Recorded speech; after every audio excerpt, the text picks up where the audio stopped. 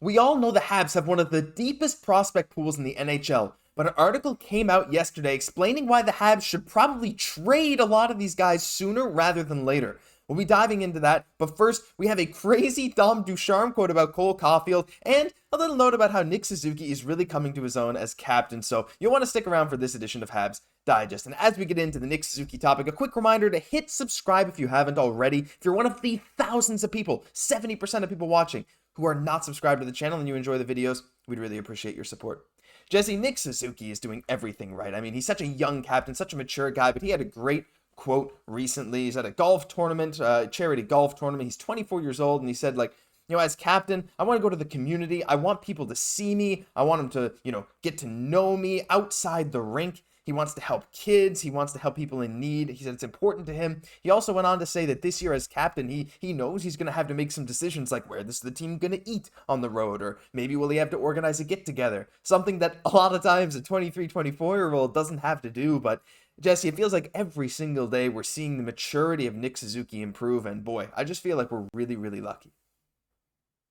And one of the best things about Nick Suzuki as well is you tell that he's really genuine in his efforts. He really cares. Like, it's not just something that he's doing for the cameras and going to the golf tournaments. It's something he actually cares about. He wants to really be a part of the community. And what I like about kind of the steps that he's taken right now is that it's part of a larger plan, which again, I think is, great for Nick Suzuki to step into this role, but also great of the whole organization, Kent Hughes, Jeff Gordon, to really kind of organize this in such a way where it's part of a bigger kind of plan that they really have for him in terms of his effect, how he's going to help. As we know, Montreal, like, hockey means so much to Montreal, right? So having an effect in the community in all these ways, it means so much to the people. Like, the Habs mean so much for the city that they represent, right? So what he's doing is really important and really nice to see him stepping up to the plate in this way. Yeah, and he's stepping up now, and I'm sure he's only going to improve as the years go on. Again, can't state enough how lucky we are to have this guy as captain.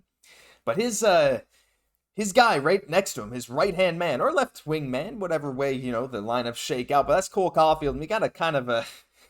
Look, okay, we try not to talk about this if we can help it, but look, Dom Ducharme had an interview with TVA Sport, and he had something very interesting to say. He said, "I did not slow him down, or in English, I was not holding him back. It's an unfortunate coincidence. I'm sure if you told Cole about it, he'd tell you pretty much the same story." Well, okay, Jesse, look, there's a few things such as, I'm not even going to dive into one of the things that makes me think this might not be true, but I don't want to spend this time being very negative against Dom Ducharme. While I very much disagree with his statement, do you think it was a coincidence, or do you think he maybe did play a role? Because to me, it's like you put a guy in the fourth line, you play him as the bumper on the power play when he has one of the best shots in the NHL. I'm kind of surprised that he's still sticking behind his opinion. Statistical anomaly. No, I think that I want to hear the real story. I want to hear Cole's kind of version of all this, but no, I think that part of it is kind of where he is coming into the league, and you do have to pay your dues, going on that fourth line. So it's not lining up the best there, but yeah, it's hard to really dispute with what the numbers are saying, right? How it was just such a stark difference where, it's maybe kind of a bold claim, unfortunately, maybe to say that, just the way that things did line up. Like, Caufield did play good for Ducharme in the playoffs, right? But just, it wasn't really the same thing kind of after that. But I mean, we don't want to hate on Ducharme too much here at all. It's definitely Cole Caufield's definitely changed a lot now. He's definitely responded to Martin St. Louis. There's probably a lot of factors going into this as well, though, that we don't know of. Yeah, I mean, we figured we'd bring this little piece of news to you guys. Make of it what you will. I'm sure there'll be lots of comments talking about it. But, at the same time, Ducharme has admitted in the past, yeah, I maybe could have handled it better. I think this is a little bit out of context, but at the same time, hey, we're super happy that Cole Caufield's now with Coach Marty and is probably going to have multiple 40-goal seasons. So we'll move on from that. But here's the meat of the video. Here is the interesting thing, Jesse. There was an article by Marc Dumont, who, again, was one of the best authors out there for the Montreal Canadiens. And he's basically saying, like, you look at the stats, the Habs need to trade some of their prospects sooner rather than later, and maybe even right now. Here's a plot he put in there. From Michael Schuckers, one of the best analysts in the sports landscapes, one of the most innovative data analysts in sports landscape. He established the percentage of players who appeared in more than 200 NHL games. And before you go saying, oh, well, 200 is a lot, that's 2.5 seasons.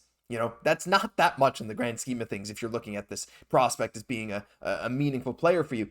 You can see that at about pick 25, 30, you only get about a 40% chance of even making the NHL to play 2.5 seasons. And once you get past pick 100, you're in the third round there, you're looking at 15% or even less. And as you get into the final rounds, you're at like 5-6% chance. And so Mark Dumont goes on to kind of say, like, by the time a player's 3 seasons removed from their draft year, GMs kind of know what they are. But when they're younger, just 1 or 2 years removed, there's still a lot of teams thinking, well, they could still be something, right? We don't fully know yet. They could make that jump. So he suggests that Montreal bucks the trend like they did for Xhekaj, take an undrafted OHL defense and bring to the NHL, something that's never been done before. He said, if Montreal's able to quickly evaluate their talent, being able to ship off this part of this big backlog of prospect depth sooner rather than later before other GMs get a full view on what these prospects could be, that could be very, very lucrative. Yeah, this is a great article and a great take from Mark Dumont, and I definitely hear him, but at the same time, I kind of have the rationale, like, just because we've drafted badly, specifically in the past, doesn't mean that we should undervalue our draft picks too much. But like he's saying, we need to be pragmatic when it comes to these things. I mean, the hockey world now is just ruled by analytics, and these numbers are saying probably very meaningful information, right? And there's always kind of those outliers. There's always the Lane Hudsons, the Joshua Watts. There's just a lot less of, like, it's a solid point. Once you get outside of that first round, your chance of playing one game, even 100 games in the NHL, right?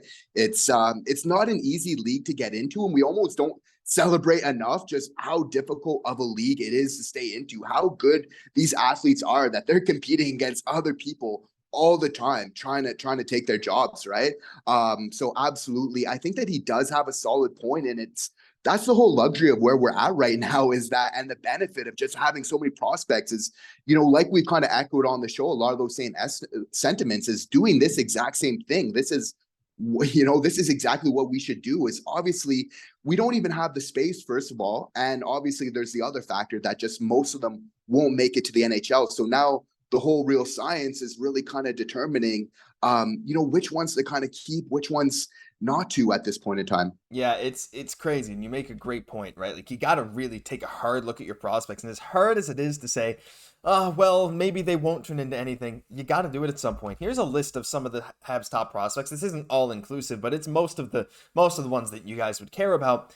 And how many are here? What, like 20, 25, something like that? Statistically, maybe 3, maybe 4 of these guys will end up being impactful NHL players at all. I mean, well, I'm not really counting Slafkovsky because he's kind of already in the NHL, but, we have Hudson, Reinbacher, Meshar, Mishak, Farrell, Joshua, all these guys. Statistically, a few of these guys will play more than a couple seasons for Montreal. And that's insane to look at because of how highly we rank a lot of these guys. So, Jesse, when you look at this list, are there any guys that stand out to you as some guy that maybe Montreal, like, you just drafted him recently, they could end up being something good? Because to me, someone like, as crazy as it is to say, as crazy good as he is, someone like a Joshua Watt or Logan Mailloux, to me, someone who's very hyped within the Habs organization, but again, will still have to make some steps to truly be a solid, impactful NHL player. I feel like other teams might value them quite highly and might be willing to give up some NHL level talent for them. And I don't know if that opportunity comes up. Is it crazy to say that I might pull the trigger? Well, it depends on what you're getting, right? But I feel those are 2 players that I like, just Joshua being an outlier, and they do happen, right? And you do kind of want to sometimes hold on to them, the ones that can kind of show that they can score prior to their draft year. And obviously Mailloux's skill looks like it's very translatable, but it depends on what you're getting. And I would say for my selection, I'll go off the board, because when you have so many young players that are in the NHL, they're not prospects, but for Montreal, you got to think about also your young guys that are playing in the NHL right now. And one guy that really comes up for me, obviously, is Justin Barron. There seems to be a logjam. Like, we selected David Reinbacher. We have the aforementioned Mailloux coming up as well. Barron still holds value, right? So, Definitely. in a lot of ways, but you feel like for him to flourish, he would have to be in like a top 4 role, right? So a lot of these trades are kind of almost for the benefit of the other player, and then also for us, because obviously, most organizations aren't in a situation like us where we're so rich in prospects, right? True. So obviously, Barron's still serving a purpose for this next season. It's not something we're going to do right away. But you have to feel like Kent Hughes is starting to think about these things, right? Because these moves kind of need to come up sooner than later, right? Because before you know it, they're going to start coming in the lineup. You kind of want to see what they want to do. But, and again, that's why it's so nice to have Kent Hughes, again, somebody very pragmatic in his approach to this, who I think is definitely going to be making some great decisions. Yeah, I sure hope so. And I have full faith in him. And like you said, it's crazy because in 2 or 3 years, we'll look back at that list I just showed, and most of them will probably have moved on to another team or will be playing in the AHL or maybe somewhere else. And a few of them will probably be with the Montreal Canadiens. And it's crazy to think about because of how highly we value so many of these guys, how much we visualize them in the CH, right? Just on the ice at the NHL level making an impact. But statistically, it's not true. So, if another team comes knocking and they give you an NHL level player and you're in that sort of starting to become in that contention window, maybe you use these guys as a trade piece because they might be more valuable than you might think. That'll do it for this news edition of Habs Digest. If you enjoyed, leave a like, comment, subscribe to the channel. Help us on the road to 10,000. We're really close and we really appreciate all your guys' support. I'm Josh Gosse for my co-host Jesse Poirier. We'll catch you in the next one.